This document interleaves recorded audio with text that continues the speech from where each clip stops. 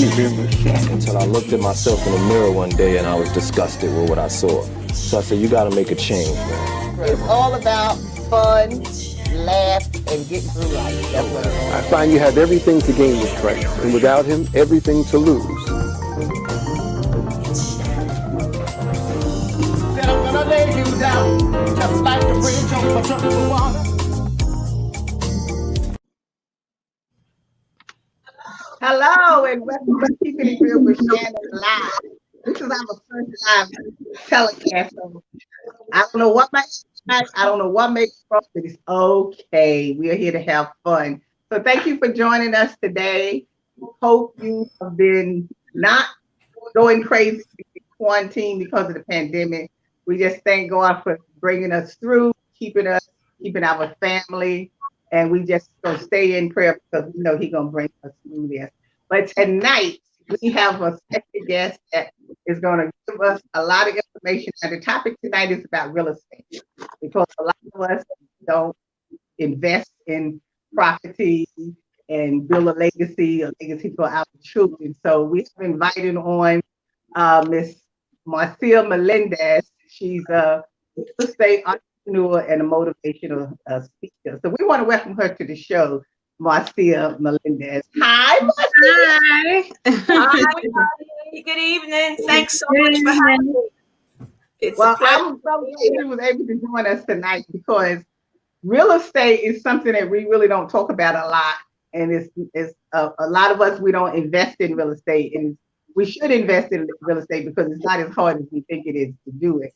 So we want to start off with, we have so many questions that we need to ask you, but we don't have a lot of time. So we're going to try to get in as much as we can, because we want people to go out and buy some real estate. So with the economy like it is now and everything going on with the pandemic, what is the real estate? What's happening in the real estate these days? Like, what is going on, Well, as you know, in New York City, we had almost a 3-month shutdown when we weren't allowed to do any transactions. But we're now once again selling transactions. Even during that time, some people were doing it through video. As you know, everything is on the web now, so you can always view a property or an apartment on the web. But when it comes to actual purchasing, people want to go out and touch and feel it. So now we're back showing homes, and the real estate market is very active, in spite of what you might think with the pandemic and the recession that everybody knows we're going to be going into a recession. The real estate market is still very active all over the country, and especially here in New York City too. We're quite busy. Do you think, by people being out of work and some people have lost their jobs, do you think we're going to see a lot of foreclosures? I hope not. I really do. And to be honest with you, Shannon, I don't think so. A lot of people have asked me that question. And when they do, they're always thinking about to our last economic downturn in 2008, when it was a horrible, horrible time for Black homeowners. As a matter of fact, we still have not recovered from that, believe it or not. But this time around, it's different. The government realizes what happened the time before, and now they have implemented a lot more programs. FHA has come out with a lot more programs. There are government-backed forbearance programs for the banks and other mortgage companies. So they're trying to make sure that any homeowner that is in distress has all the help they need to remain in their property.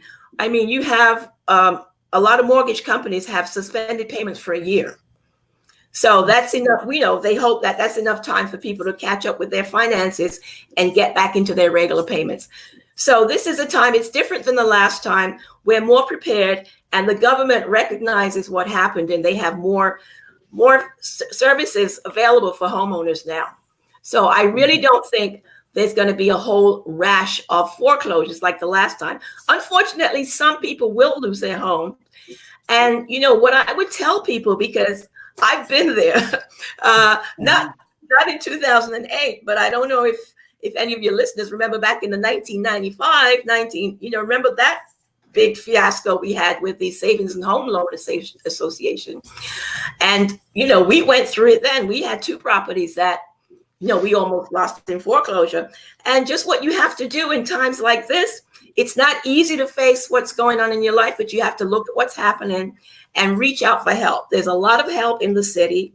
And worst case scenario, sell your property. If you think you really cannot afford to maintain it, don't wait until the bank sends you papers, because especially nowadays, inventory is low. And if you really think that you're going to be in a rough situation, sometimes it's better to sell the property and start over again rather than going into foreclosure.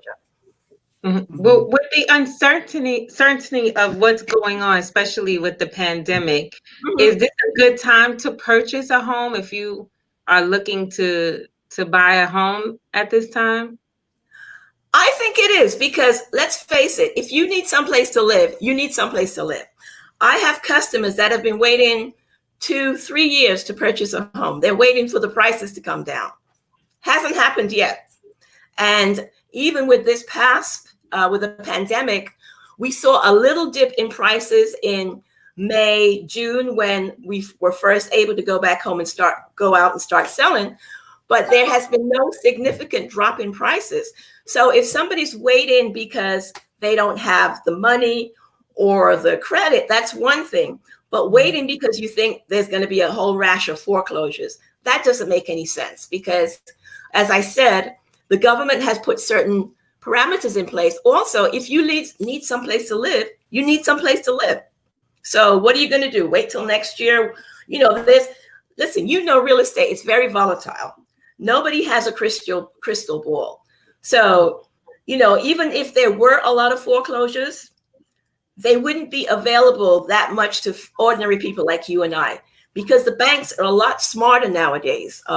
Once upon a time, when people were in foreclosure, you could buy it maybe through the bank. Now you have so many investors in the market that the bank will sell to them. And unless you have cash money, a foreclosure is not going to work for you. So if you need someplace to live, you have stable credit and a stable job, now is the time, because waiting until next year, things are just going to be higher.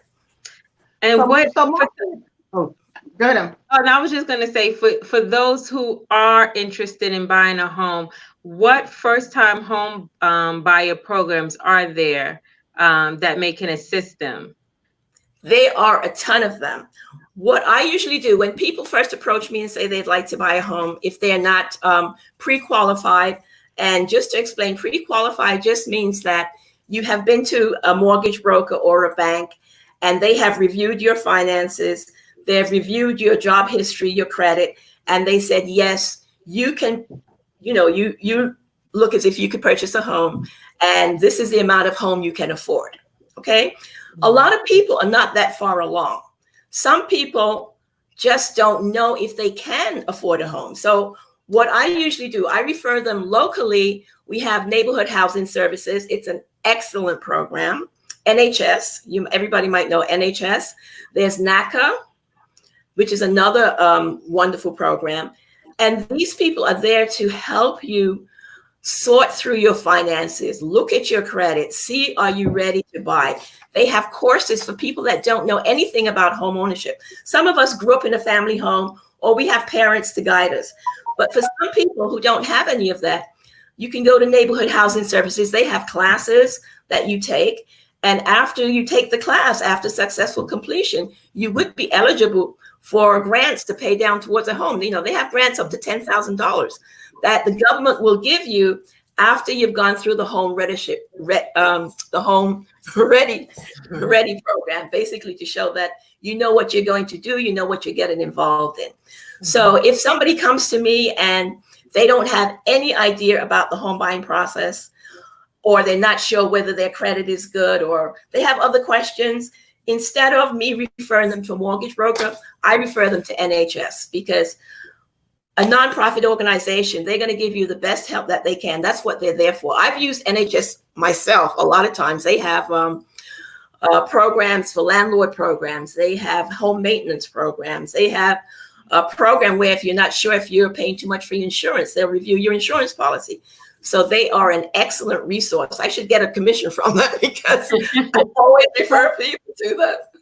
So Marcia, what you are saying is, that someone who knows nothing about buying a house, a home, is interested in buying, that they should go through this type of program first. Definitely.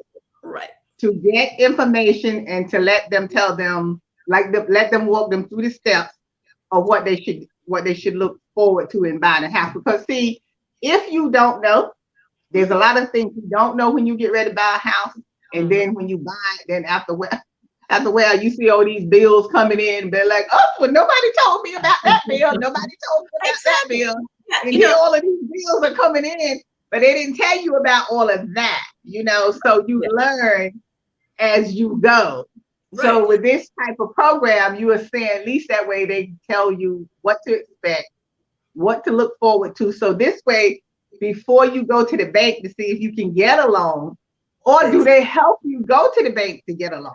They have banks that they work with, but I tell you personally, I don't really refer people to banks. Now, if somebody comes to me, they have a great job history, their credit score is 750, they have enough money to pay down, so they know they've been doing their own research, then I really refer them to a mortgage broker, because what a lot of people don't understand is banks are great. We need them.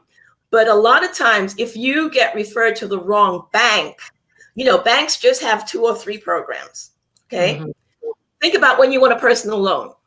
They have a couple of programs. You go to a mortgage broker, he might have 10 banks that he deals with. So when they look at your credit or look at your job category, they might say, oh, well, I won't refer you here. I'll refer you there because you have a better likelihood of getting it. When you just go to a bank, the bank is going to ding your credit. That happened to me before. So I have a lot of experience. I'm talking about things I knew because I remember back in the 90s, I learned that, we were having problems with our mortgage. And I went to our mortgage company, to a bank, oh, no, you're not qualified, blah, blah, blah. Dink my credit. Then you go to the next one. You know how it is. If you need money, they're not going to give it to you, So you go from bank to bank to bank. And then that really wipes you out of all hope of getting a loan. When you go to a mortgage. Just for clarification, when you go through a broker, right? Don't you have to, so are you paying 2 fees now? A mortgage broker, are you paying 2 fees because you got to pay the banker fee and then you got to pay the broker fee? So aren't you paying like 2 fees? No, you're not. Marcia, hold that thought on that question. Yeah.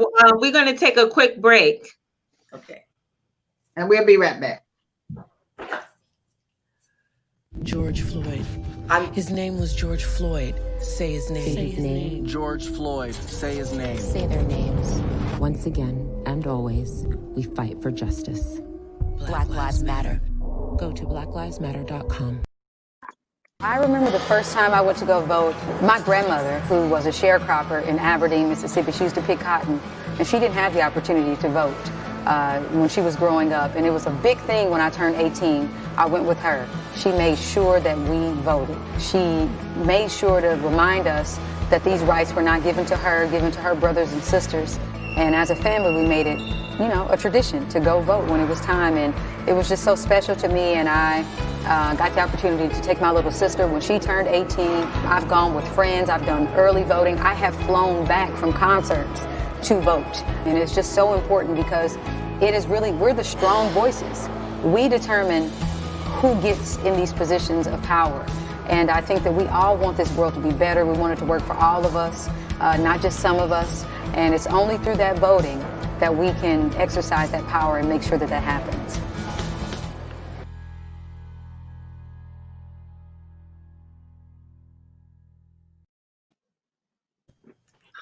Hi, we're back with our special guest, Ms. Marcia Melendez, real estate entrepreneur, and we was talking about the importance of purchasing property and becoming a homeowner. Now, Marcia, let's talk about what is the state of minorities buying house, particular African Americans? Not good. As I said at the beginning, we're still trying to catch up from the last downturn. A number of African Americans lost their home in 2008 with the foreclosure crisis, and our rates are just slowly coming up again. But there's a lot of programs. I belong to the National Association of Real Estate Brokers. It's the oldest advocacy program for Black Americans in real estate. And we have the local chapter is Bed-Stuy Real Estate Board. You might know them, Lottie. Bed-Stuy Real Estate Board.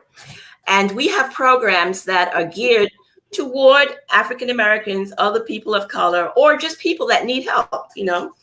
And so we have programs where we will teach people what they need to know to buy, to be prepared for a home.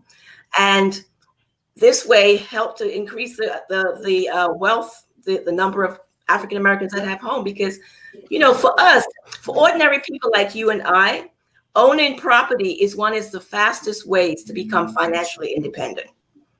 I mean, you know, you have to pay rent. So instead of paying rent, you pay a mortgage. You're accumulating assets. And there have been studies that shown that children that are reared in homes where their parents own, they do better in school. They get better careers. You know, when you have a community where there's a majority of homeowners, the community is better taken care of. It's just a win-win situation all around. So, you know, that's a big. So what do you think about, okay, say we purchase a home, right? So we've had that home for years and years and years. So after a while, you know, you may start thinking like, you know what, I'm ready to sell. So you would suggest that we don't sell, that we keep the property, you know, in the family? You know, it depends on your values, your home values, but that's what I'm trying to do. Put it that way. I mean, all of our children have their own homes right now, but we have 8 grandchildren. You know, I'm working right now to pay off my mortgage on my home. Do I need to? To be perfectly honest with you, I don't. But I'd like to be able to have a free and clear purchase to pass on to my grandchildren, you know, to leave something, because I owned my first home at 27. If it wasn't because of my parents, I would not have been able to get that home. You know, they gave me money towards it. When my father died, he gave me money, you know, so, you know, it's basic to me. It's just a basic family tradition that we're here to help the next ones that come after us. And now, I've heard people say, and is that true, that you shouldn't completely pay off your house? That you should, you know, just continue to make payments on it, that don't be in no hurry to pay it off? Listen, I don't like debt. I had a business and we had lots of debt. I never had a car payment because every month those debts come in. If you can afford to pay off your home, why not? Especially when you retire. Do you want another bill coming in?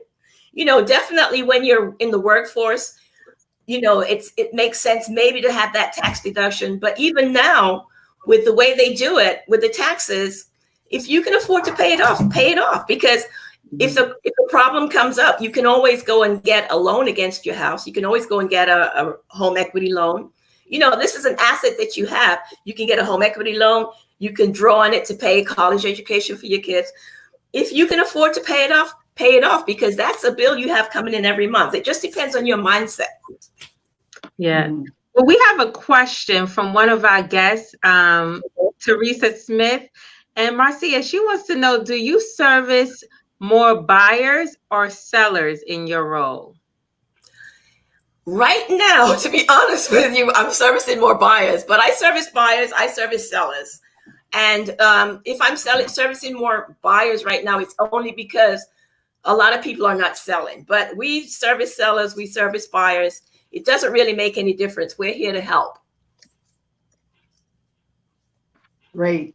Well, you know what? I was thinking when you said about the grandkids and children and stuff.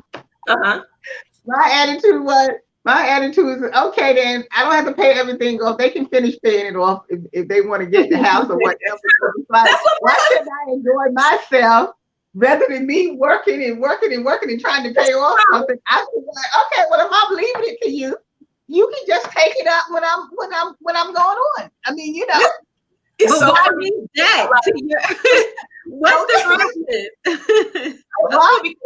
I wanted to buy another piece of property, and my husband was like, "No, we don't need any more property. That those buckets, they were leaving enough for them already. You know, they have enough. We have enough property." you know. So Marcia, how does that work? Like say, okay, you have a house and you want to buy another house. You know, you use the house that you have like for collateral, right? How does that work? Do you still have to put money down, or you just put the house up that you own as, you know, collateral for the new house? How does that work? Down, and as a matter of fact, when you're buying a second home, it's not you have to put down more money than your first home, because your first home is considered your home. So there's programs where you can put down a minimum payment.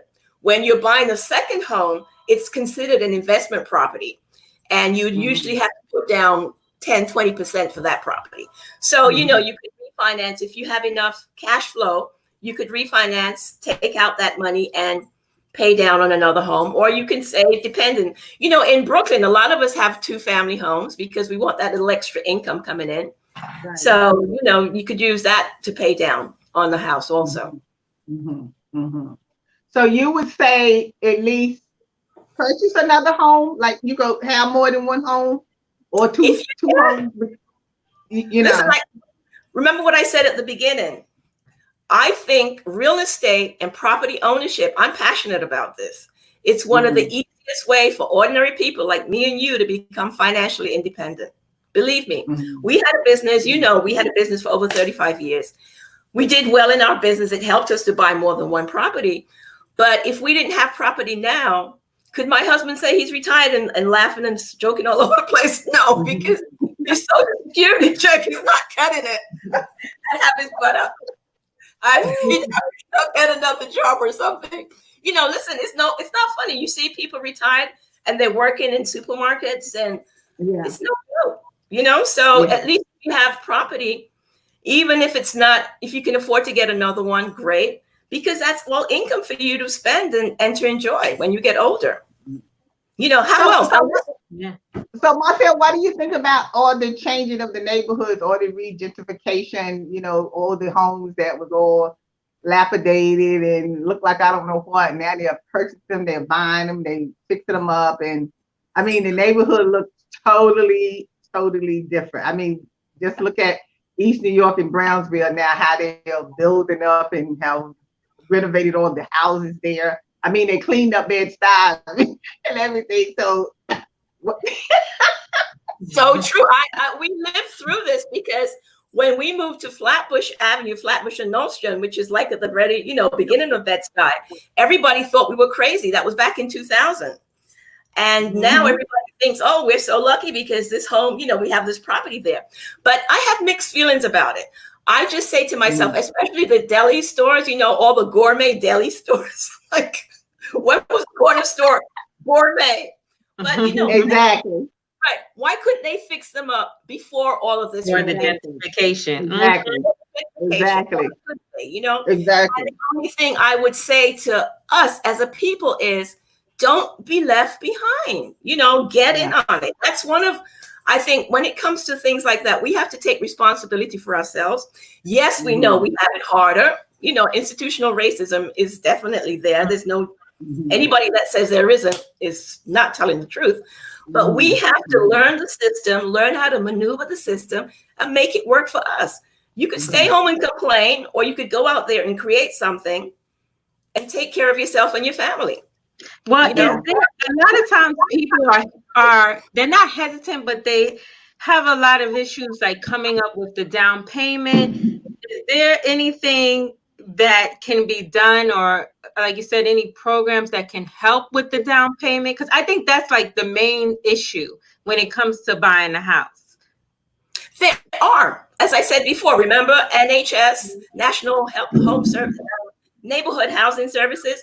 They have a lot of programs that once you complete the basic training, they will put you in touch with different programs that will provide down payment assistance.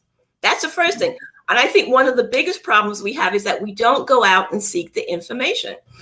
I've met people, as a matter of fact, you know, I have to give you a quick joke. 10 years ago in the flower shop, when I used to do wedding consultations, I used to ask brides, so where are you going to live? Are you buying a house? And they'd look at me like I was crazy. They thought I was trying to sell them something.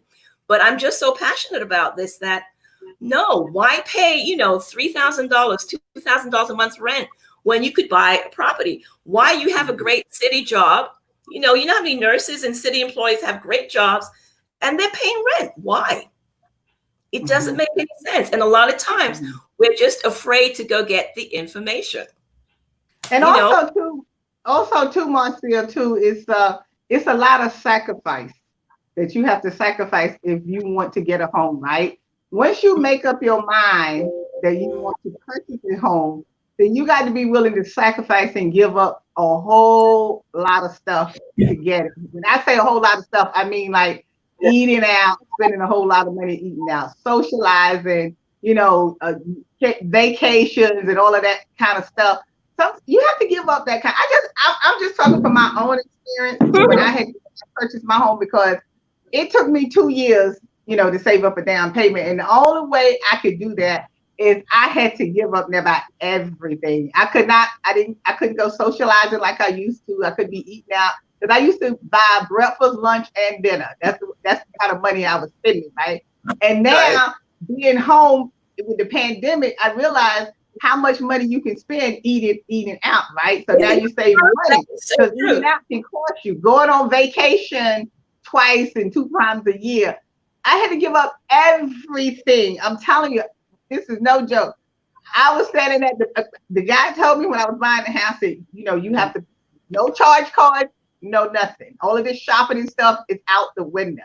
I did nothing. I didn't shop. I didn't do anything. And I was determined that this is what I wanted, because I had made up my mind that I wanted to purchase a house. So I was willing to give up everything to do it. Not buying any clothes, any shoes. I was standing at the bus stop one day and my foot was wet, and I realized I had a hole in my boot. I hadn't went to buy any boots or anything, you know what I'm saying? Because it was like you tried not to buy anything. But I was determined that I was going to get that house, because I had already made up my mind when I was younger that one day I was going to, have a house and everything, and I was going to do what I had to do to get it. And, by the grace of God, thank God I got it. And then when I moved into Bed-Stuy, the block that I'm on was all lapidated, all empty lots and everything. And my friend and them saying, "You gonna buy a house on a block like that?" I said, "Yes," because I went to the meeting. They already told me what the neighborhood is gonna look like in 10 years. So I'm jumping on it now. And now look at the neighborhood. So I'm so glad I jumped on it. I was gonna say, how many of your friends and family tell you now how lucky you have your own house? Oh yes. Oh yes. Oh yes. Right? Oh yes. For those when you were sacrificing, you weren't lucky, you were kind of dumb, right? Yeah. But what happens is sometimes it upsets me when people talk about you, because they don't understand what you went through to get what you got. It's always like, well, who do they think they are? People say stuff like that, even your family, friends will say, but nobody knows what you go through to get what you want. You have to become your own mind and be willing to sacrifice. That's what I say. Well, ladies, we're having a good conversation. We're having a good conversation, but I just wanted to make sure before we have to wrap it up that we get in one last question, which is, what about co-ops and condos as opposed to buying a house? Which is better? Which is a better purchase for a young couple? What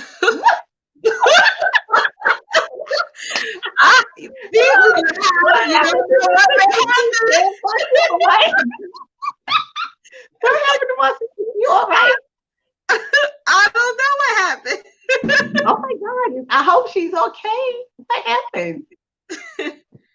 Okay, well, we're at the door machine. If you can buy the house, Marcia has given us a lot of information programs that you can go to, banks that you can go to, broker people that you can go to, to get information about purchasing a home, once you decide what you want to do. Like she says, there's a lot of programs open. You just have to look them up and find out where they're located at, and then start the process of, going to the bank. So like she said, you find the type of program that can help you get the house. The main thing is once you decide what you want. And then, like I said, just from personal experience, you have to be willing to give up a lot of things that you might do. Because like I say, eating out, going on vacation can be very expensive. Socializing can be very expensive. And like I say, even with the pandemic that has happened now, you realize now how you were spending money. And you realize, like me personally, I realized how much money I was spending socializing, eating out, going on vacation 2-3 times a year, whatever. So now that I'm not doing that, see, now I can save money. You see the things that you were doing that now you can't do because you were shut in. So now I have money, and I was like, oh, I got a little bit of money that I can spend when the pandemic is over. But now I'm not going to spend it because I said, look, this was an opportunity for me to save money. Now I've been able to save money, and I've been doing a lot of my donation work. With doing the pandemic, I had been doing going to take food to hospitals and to nursing homes. We was feeding people in the nursing homes. So I consider it part of my ministry that I was doing in the time of the pandemic. So at least whatever extra money you have, you can always share and leave for someone else. Are you okay, Marcia? Technology.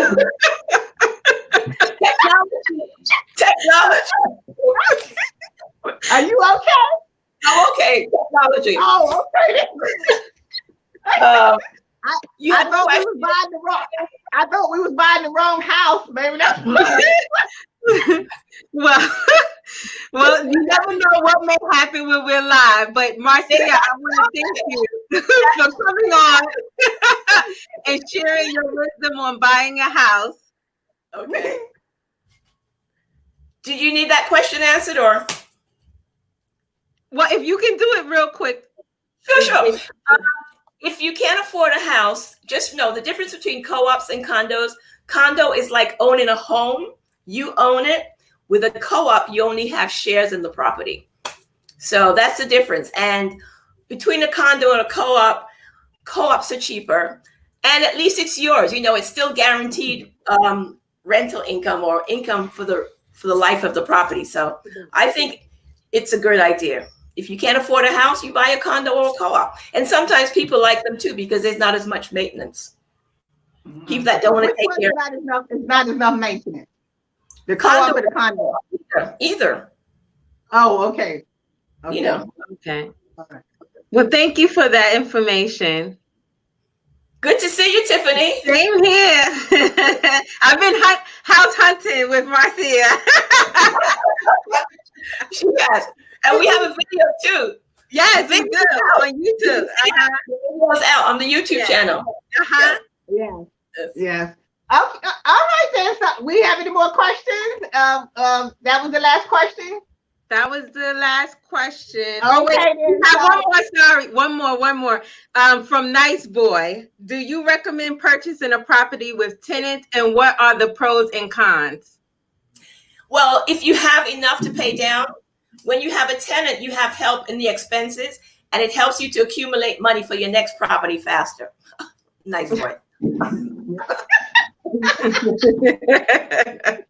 Well, that always helps. That extra income coming in always helps. So I would definitely say, get 2-story, 2-story or 3-story or something like that. Because you never know what might happen unless, you got someone to help you, a husband or, your boyfriend. Yeah, that's what a lot of young people need to do now. Yeah. Team up together and buy together, Yeah, because that's the same thing with the people teaming up just for an apartment, because the rent in the apartments are so expensive until people are teaming up, renting an apartment together. If it has like 2-3 bedrooms, they share the apartment together because the rent is so expensive. So it's like he was saying, Marcia, if you're going to pay that type of rent, like $3,000 or more, then it's better to go in and invest in a house. There you go. Yeah. Yeah. Okay, then. So I hope you got a lot from listening to Miss Melendez telling you about buying a house, and we hope you buy a house and invest in it for yourself and for your family. And if you need to contact her, her information is up, or you can contact the show and we'll let you know how to get in touch with her. So we want to thank you for joining us today. And as always, we'll see you next time. Thanks for having me, Lottie. Today's show is sponsored by Abu's Bakery. If you have a sweet tooth, stop by Abu's Bakery for some delicious cakes and pies. It's Shannon.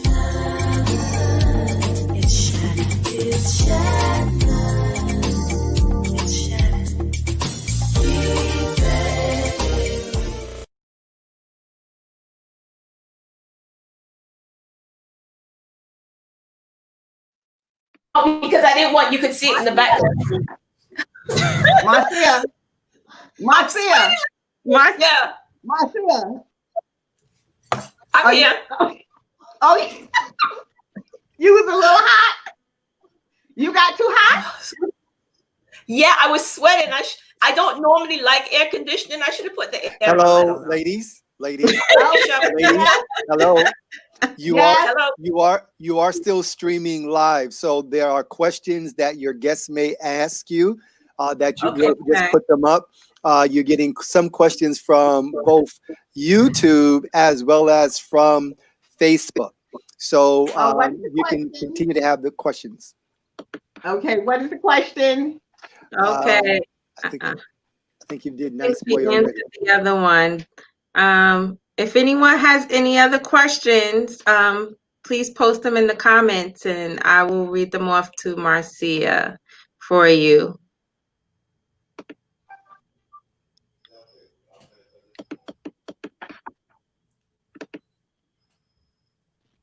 Okay. I mean, well, we can talk about anything else that you may feel is beneficial. Well, I wanted to tell you about the program that we have for young people, Tiffany.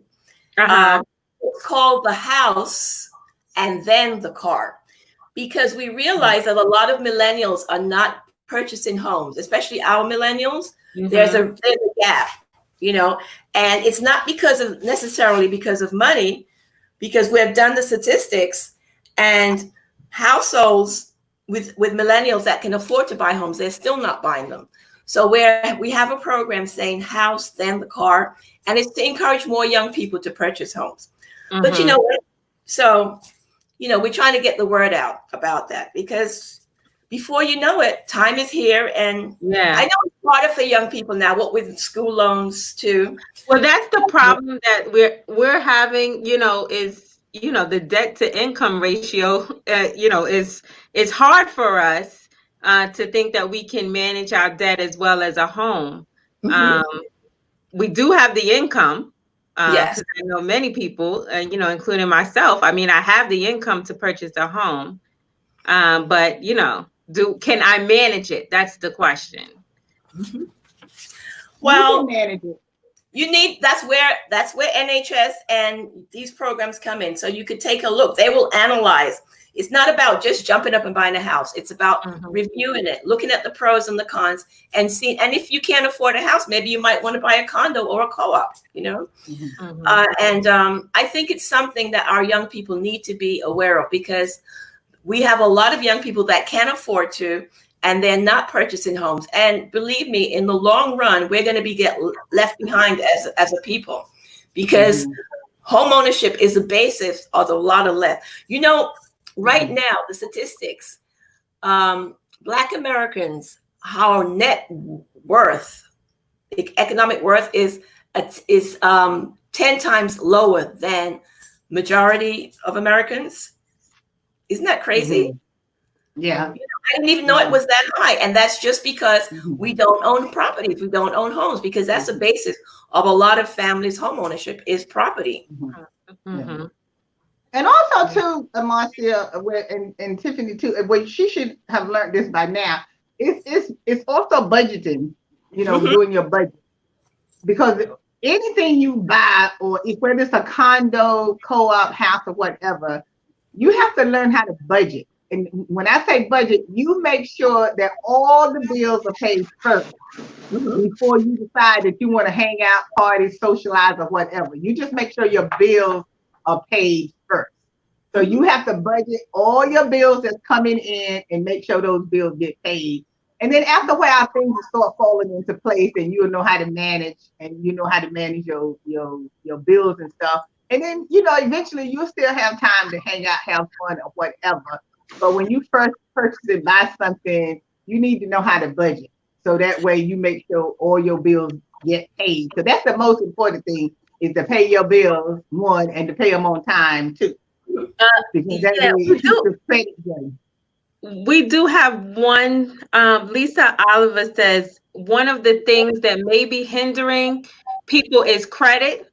I think that's another. So how can what advice you have for someone that may not have the best credit? Is there a way around it? Credit is so easy to fix these days. I mean, NHS, once again, I refer back to NHS, but credit is one of the easiest things to fix. It comes with knowing. You have to know first. And sometimes we have bad credit because we don't want to look at it. I'm talking from experience. I remember those days when I didn't want to open my credit report. Yes. I'll be honest. But you know, you have to do it. You have to look at it. I mean, I remember at one period, because when we had our own business with a lot of self-financing, on one period in our business, our credit really took a hit. And in about 6 months to a year, I worked on it. I worked on it steadily, and it came right back up again. So you just have to look, what are the things that are outstanding, repair them. I mean, they have a lot of people that you can pay to fix your credit, but it's something you can do yourself, or you can go to people such as NHS and other government programs that will help you to fix your credit. Once you know what it is, you know, it's just a step-by-step process, but knowledge. If we don't know, how can we fix it? Yeah, how can we fix it? Marcia, you know, another way that I learned too about dealing with your credit is if you're the type of person that can't for some reason pay your bill on time, because see, when you pay your bill late, that goes against your credit, right? Right. Take the most important bills, you know, the ones that they really judge you on, and set it up where the bill is automatically paid every month out of your account. And then that way you don't have to worry about paying it late. I see that as a good thing for me. It might not work for everybody else, but at least this way, you know, it's paid on time. Lottie, that's the only way I repaid our credit. You know, we were at this point, we don't want anybody going into our accounts and taking out money, garbage, because sometimes you just forget. Have you ever had a credit card bill that's $40 a month? You have thousands in the bank and you forget to make it and have to get your credit. This is what I'm saying. A lot of, you know, so we have to be knowledgeable and use tools that can help us. You know, we have to, sometimes we're our own worst enemy, and we just make things harder for ourselves than we need to. Yeah. And I just think that's such a good way when you set it up where it's automatically taken out, because this way you don't even have to think about it. You don't have to worry about it. And once your credit is good, I mean, you can purchase about anything. People want you to buy something all the time. Yes. You know, if you have good credit and stuff like that. And that's another way of being educated to me about credit, is that when you can have it set where you don't have to worry about it and it gets paid every month on time. And this way you don't have to worry about whether you're going to have bad credit or, you know, good credit or whatever.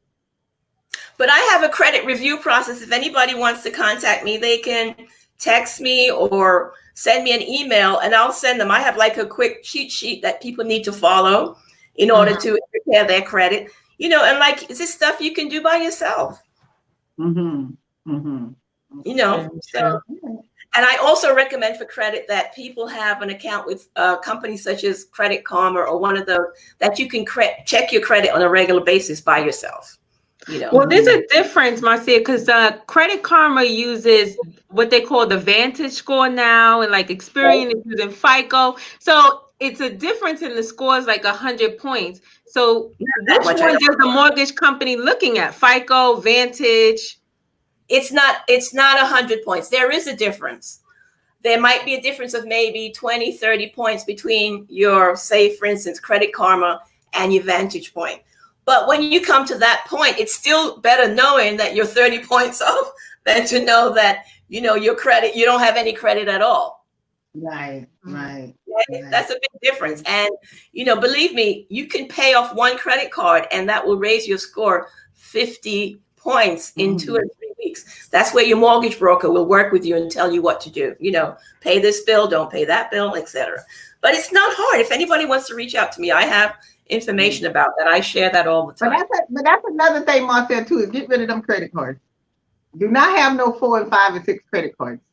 Right. Just have one credit card and only use it if it's an absolute emergency. Pay as you go, because you can get in a lot of trouble with them credit cards. Trust me. You can. I have about four or five credit cards, and I don't give any of them up because, that's another thing. When you have credit cards for a long time and you give them up, they ding your score. Listen, it's a big game out here. This is a capitalist society, and we have to learn how to play the game. I don't know how to put it any other way. But I agree with you. I have one credit card that I use all the time, and I use that because I get my flight points. So exactly. That's what I'm saying. You build points on it and stuff like that. I wish I could pay my mortgage with it, but they won't take it. That's what I'm saying. Because see, I know them credit cards can get you in a lot of trouble. They can. Because you got 3 or 4 credit cards and you got $5,000 or $6,000 or $7,000 on each one of them. It's like, Lottie, you can buy a house. Exactly.